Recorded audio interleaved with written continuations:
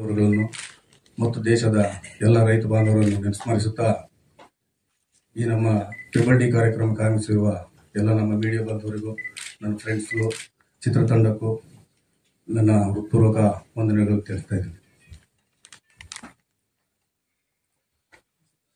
ಇವತ್ತು ಈ ಚಿತ್ರತಂಡ ಟ್ರಿಬಲ್ ಡಿ ಅನ್ನೋ ಸಿನಿಮಾ ಆಗಬೇಕು, ಈ ಒಂದು ವೇದಿಕೆ ಆಗಬೇಕು, ಸಮಾರಂಭ ನಡಿಬೇಕು ಅಂತಂದರೆ ಅದು ಮುಖ್ಯ ಕಾರಣ ಆದಂಥವ್ರನ್ನ ಬಗ್ಗೆ ಹೇಳಬೇಕು.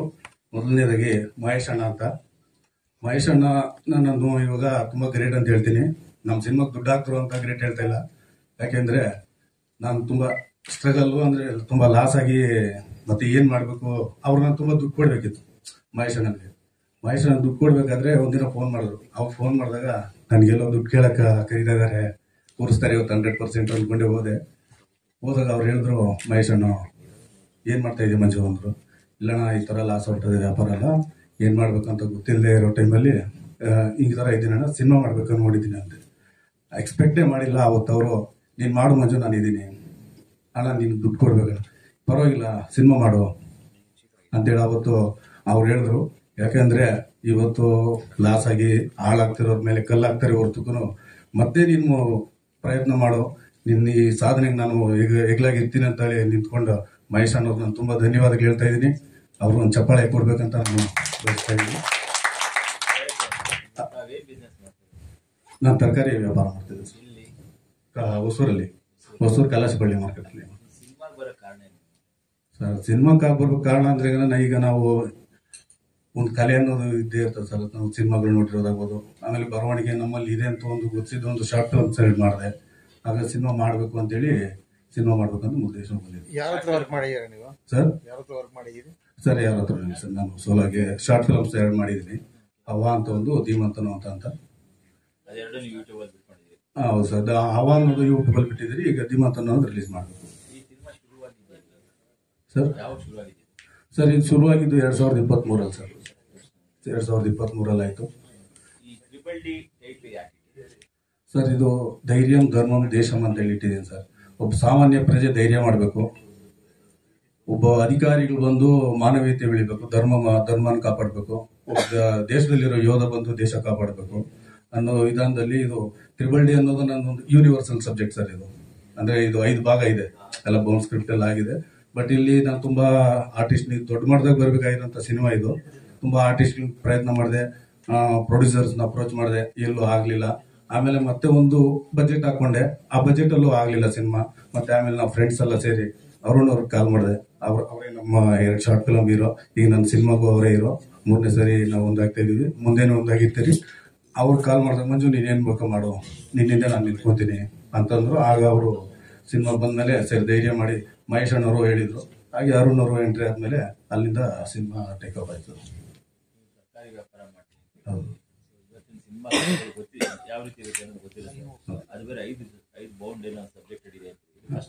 ಹೌದು ಸರ್.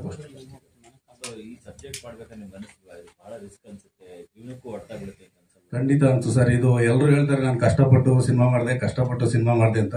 ಆ ಕಷ್ಟಗಳೆಲ್ಲ ದಾಟಿ ನಾನು ಬಂದು ಇದು ಕಷ್ಟ ಇದೆ ಅಂತ ಗೊತ್ತಿದ್ರು ಇಷ್ಟಪಟ್ಟು ಸಿನಿಮಾ ಮಾಡಿದ್ದೀನಿ. ಮುಂದೆ ಗೆಲ್ತೀನಿ ಅನ್ನೋ ಭರವಸೆ ನನಗಿದೆ. 100% 2026 ನಾನೇನೋ ಅಂತ ತೋರಿಸ್ತೀನಿ. ಈ ಸಿನಿಮಾ ರಿಲೀಸ್ ಆಯ್ತಂದ್ರೆ ನೆಕ್ಸ್ಟ್ ಸಬ್ಜೆಕ್ಟ್ ಇಂದ ನಾನೇನು ಅಂತ ತೋರಿಸ್ತೀನಿ. ಈಗ ಎಲ್ಲರೂ ಯಾರೆಲ್ಲ ನನ್ನ ಕೈ ಬಿಟ್ಟಿರ್ಬೋದು, ಆದ್ರೆ ಈಗ ನನಗೆ ನೋಡಿ ಇಷ್ಟು ಜನ ಇದ್ದಾರೆ, ನೀವಿದ್ದೀರಾ, ಇಷ್ಟೇ ಜನ ಸಾಕು. ಇಷ್ಟೇ ಮಡಿಗೆ ನಾನು ಸಾಧನೆ ಮಾಡಿ ತೋರಿಸ್ತೀನಿ ಸರ್. 100% ಗೆದ್ದು ತೋರಿಸ್ತೀನಿ. ಕೀರ್ತಿ ಚಿಕ್ಕದಾದ್ರು ದೊಡ್ಡದು.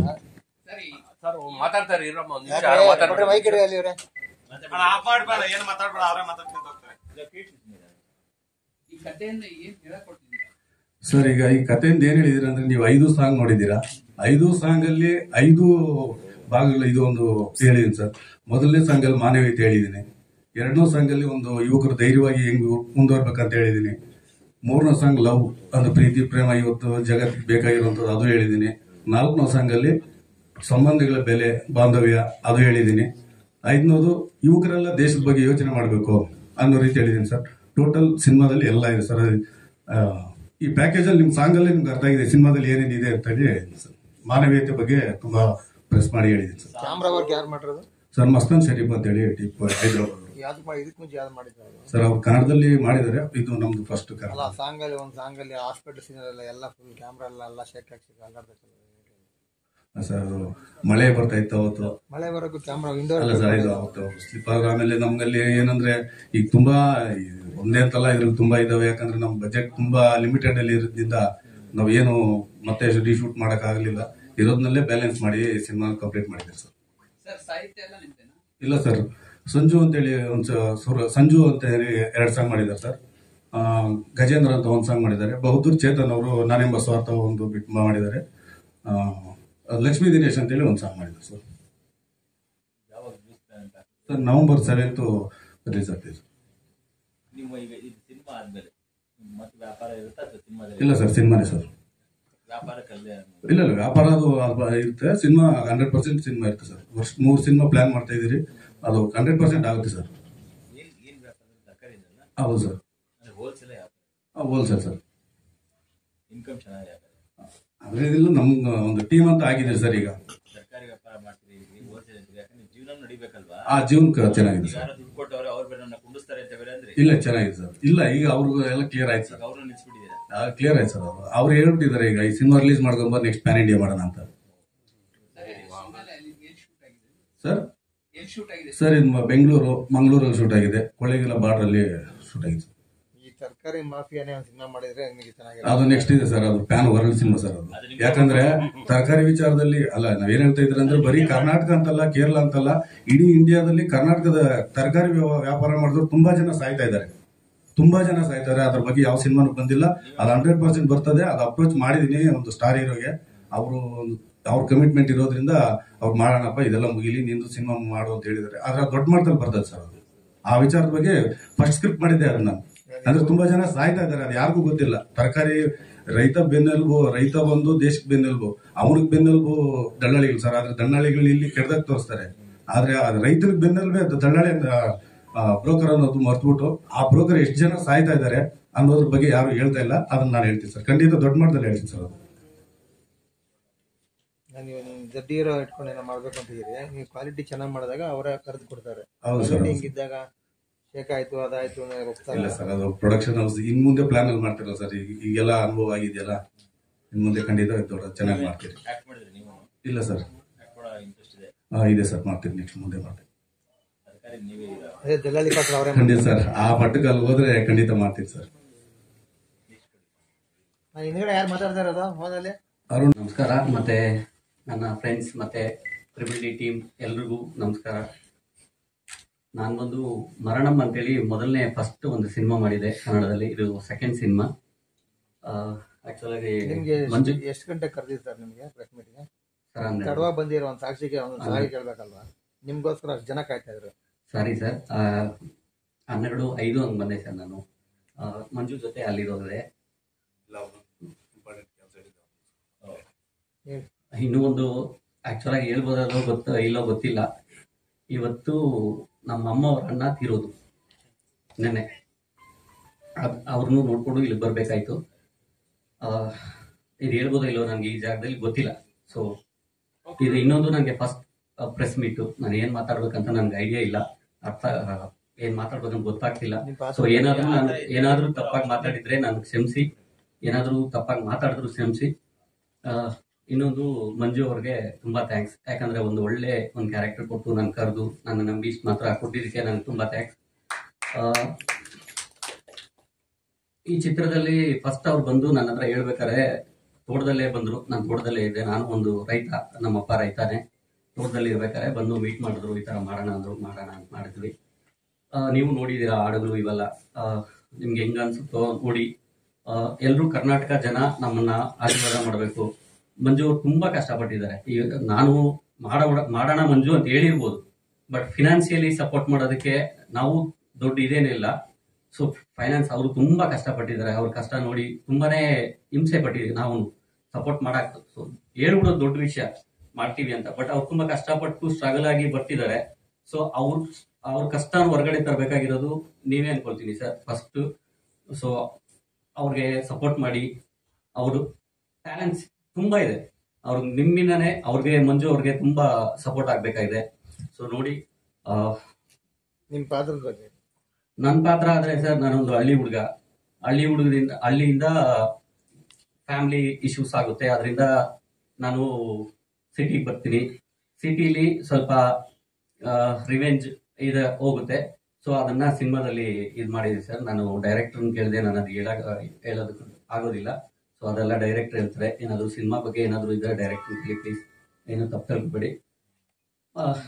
ಇನ್ನೊಂದು ಸರ್, ನಾನು ಸಿನಿಮಾ ಅನ್ನೋದು ಕಂಟಿನ್ಯೂಸ್ ಸಿನಿಮಾ ಮಾಡ್ಬೇಕನ್ನೋ ಆಸೆ. ಬಟ್ ತುಂಬಾ ಬೇರೆ ಬೇರೆ ಇದಿದೆ. ನಾವು ಒಂದು ತುಂಬಾ ಬಡವರೇ, ಪೋರ್ಸ್.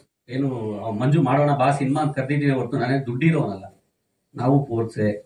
ನಮ್ಮಪ್ಪ ರೈತಾನೆ, ಅಂದ್ರೆ ದೊಡ್ಡ ಮಟ್ಟಕ್ಕೆ ರೈತ ಏನಿಲ್ಲ, ಚಿಕ್ಕ ರೈತಾನೆ. ನಾವು ಮಂಜು ಹತ್ರಗೆ ಮಾರ್ಕೆಟ್ಗೆ ಒಂದು ಮೆಟೀರಿಯಲ್ಸ್ ಹಾಕೊಂತವ್ರೆ ಮಂಜು ಮಾರ್ಕೆಟ್ಗೆ.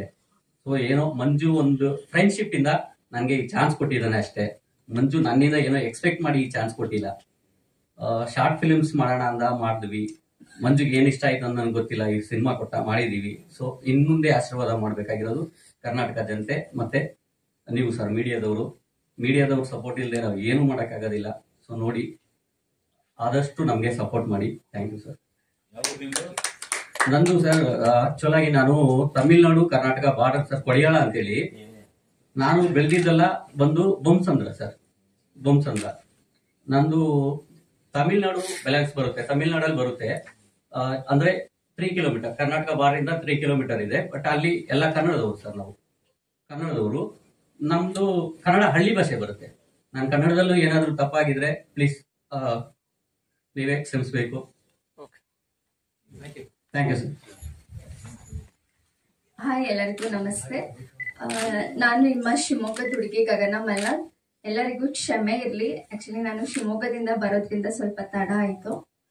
ಸೊ ಈ ಒಂದು ಸಿನಿಮಾದ ಬಗ್ಗೆ ಹೇಳ್ಬೇಕಂದ್ರೆ, ಈ ಒಂದು ನನ್ನ ಜರ್ನಿಯಲ್ಲಿ ಈ ಮೂವಿ ನನಗೆ ಮೊದಲನೇ ಮೂವಿ ಅಂತ ಹೇಳ್ಬೋದು. ನಿಜಕ್ಕೂ ಮಂಜು ಸರ್ ನನ್ನ ನಂಬಿ ಈ ಒಂದು ಮೂವಿಯಲ್ಲಿ ನನ್ನ ಪಾತ್ರ ಕೊಟ್ಟಿದ್ದಕ್ಕೆ ತುಂಬಾ ಧನ್ಯವಾದ ಹೇಳಕ್ ಇಷ್ಟಪಡ್ತೀನಿ. ಸೊ ಅಂಡ್ ಪ್ರತಿಯೊಬ್ರು ಟೆಕ್ನಿಷಿಯನ್ಸ್ ಟೀಮ್ ಆಗಲಿ ಅಂಡ್ ಈ ಮೂವಿಯಲ್ಲಿ ತುಂಬಾ ಇಷ್ಟಪಟ್ಟು ತುಂಬಾ ಕಷ್ಟಪಟ್ಟು ಈ ಒಂದು ಸಿನಿಮಾನ ಮಾಡಿರೋಂಥದ್ದು. ಆಕ್ಚುಲಿ ನಾವು ಮಾಡೋ ಟೈಮಲ್ಲಿ ಅಟ್ ಪ್ರೆಸೆಂಟ್ ಆ ಟೈಮಲ್ಲಿ ಲಾಕ್ಡೌನ್ ನಡೀತಾ ಇತ್ತು. ಸೊ ಎಲ್ಲರೂ ಲೈಕ್ ಹೆಂಗೆ ಅಂದ್ರೆ, ಯಾರು ಏನು ಈಗೋ ಆಟಿಟ್ಯೂಡ್ ಏನು ತೋರಿಸ್ದೆ, ಎಲ್ಲರೂ ನಮ್ಮವರು ಅಂತ. ಇವನ್ ನಾವು ಆರ್ಟಿಸ್ಟ್ ಆಗಿ ವರ್ಕ್ ಮಾಡಿದ್ರು, ಸೊ ಮೂವಿಯಲ್ಲಿ ಏನೇ ವರ್ಕ್ ಇದ್ರು ನಮ್ದು ಅಂತ ಒಂದು ಕಾನ್ಸೆಪ್ಟ್ ಇಟ್ಕೊಂಡು ಸೊ ಎಲ್ಲರೂ ತುಂಬಾ ಚೆನ್ನಾಗಿ ಮಾಡಿದೀವಿ. ಸೊ ಫೈನಲಿ ರಿಲೀಸ್ ಆಗ್ತಾ ಇದೆ. ಸೊ ಖುಷಿ ಆಗ್ತಾ ಇದೆ. ಸೊ ಎಲ್ಲರಿಗೂ ಥ್ಯಾಂಕ್ ಯು ಹೇಳಕ್ ಇಷ್ಟಪಡ್ತೀನಿ. ಆಕ್ಚುಲಿ ಈ ಸಿನಿಮಾದಲ್ಲಿ ನಾನು ನಾಯಕಿ ನಟಿಯಾಗಿ ಅಭಿನಯಿಸಿದ್ದೀನಿ. ಒಂದು ಹಳ್ಳಿ ಹುಡುಗಿಯಾಗಿ ಒಂದು ಮುಗ್ಧತೆಯನ್ನ ನೋಡ್ಬೋದು. ಒಂದು ಫ್ಯಾಮಿಲಿ ಹುಡುಗಿಯಾಗಿ ಸೊ ಎಲ್ಲ ಫ್ಯಾಮಿಲಿನ ಹೇಗೆ ನಿಭಾಯಿಸ್ತೀನಿ ಅನ್ನೋದು ಈ ಒಂದು ಸಿನಿಮಾದಲ್ಲಿ ನೋಡ್ಬೋದು ಅಂತ ಹೇಳಕ್ ಇಷ್ಟಪಡ್ತೀನಿ ಸರ್. ಇಲ್ಲ, ಆಕ್ಚುಲಿ ನಂಗೆ ಪ್ರೊಫೈಲ್, ನಾನು ಹಂಗೆ ಆರ್ಟಿಸ್ಟ್ ಆಗಿ ಪ್ರೊಫೈಲ್ ಅನ್ನ ನಾನು ಆಕ್ಚುಲಿ ಶೇರ್ ಮಾಡ್ತಾ ಇದ್ದೆ. ಸೊ ಆ ಪ್ರೊಫೈಲ್ ಮೂಲಕ ನನಗೆ ಅವರು ಕಾಂಟ್ಯಾಕ್ಟ್ ಆಗಿತ್ತು.